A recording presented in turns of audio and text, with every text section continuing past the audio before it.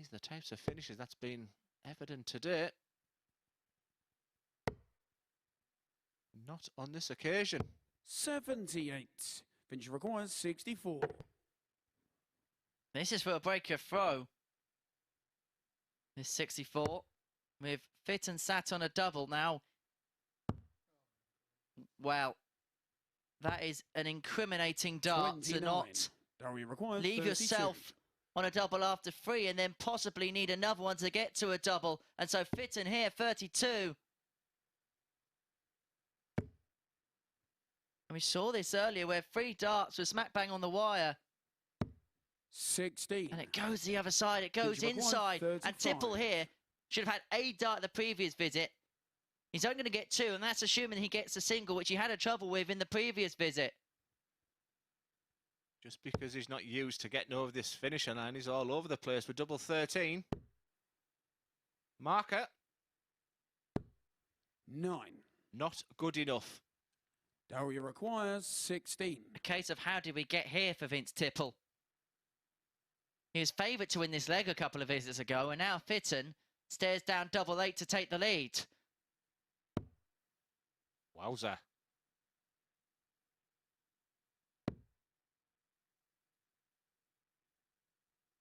Game shot on the 5th leg. Double 4 comes Darryl to Fitton.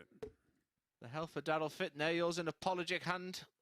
Because Darryl, I think he fully realises he was second best for an awful lot of that leg. Throw first. My assessment of that is quite simple, Henry. Vince Tipple needs to learn how to win matches again.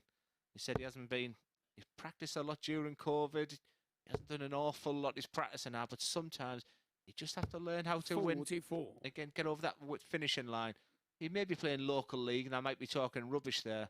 But when you're on a losing streak of 4-0, just getting over that winning line can be really, really difficult. 134. And that's the way I assess that, because he was being absolutely magnificent in this game, averaging over 110 at one point at the halfway stage of the game. Yes, he holds that stem. Yeah, he does hold it very high. 42. It's probably more common than you think. And like I say, the best one of all is Nathan Aspinall. Just had a WhatsApp from our friend and colleague, Chris Murphy. Afternoon, Murph.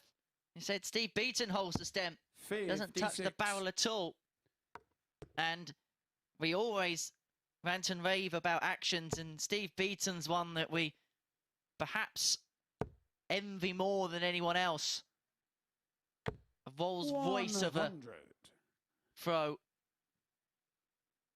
Yes, probably for me the best throw. I mean, Taylor at his best was absolutely beautiful. That looks like 2 trebles have just squeezed in there for Fitton. 39. But the Beaton throw is just, the Rolls Royce. Should he have gone? All I'm saying is that he's on 3-1-5 here. And right now he's 40. I know what you're going to say, but would he have gone for the 170 even if he had the opportunity here? He's probably just played the percentages, but that is not what you want at that stage. Honestly, a big 20 at that stage, Henry, is totally acceptable. 35. That isn't. That gives Vince a chance.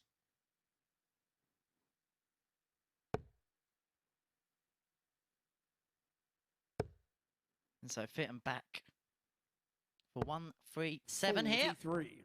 Darryl require 137. For the match. For the win. To put him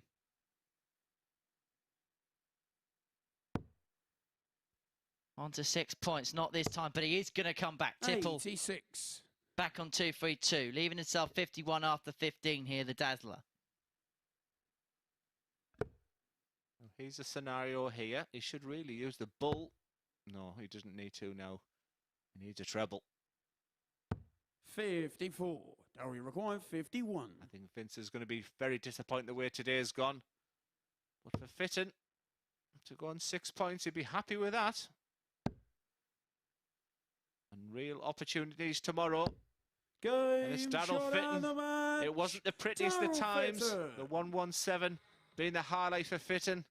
But what he needs to just remind himself is 6 points. He'd have took that this morning. Lots to play for tomorrow. Maybe McGeaney running away with it is a big help for Darryl Fitton. And he'll be fighting hard with Adam Lipscomb and Mark Lawrence tomorrow, you would anticipate.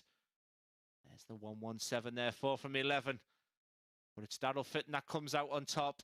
And we go into the final game of the day, and it's still all to play for Adam Lipscomb and Mark Lawrence back after the break.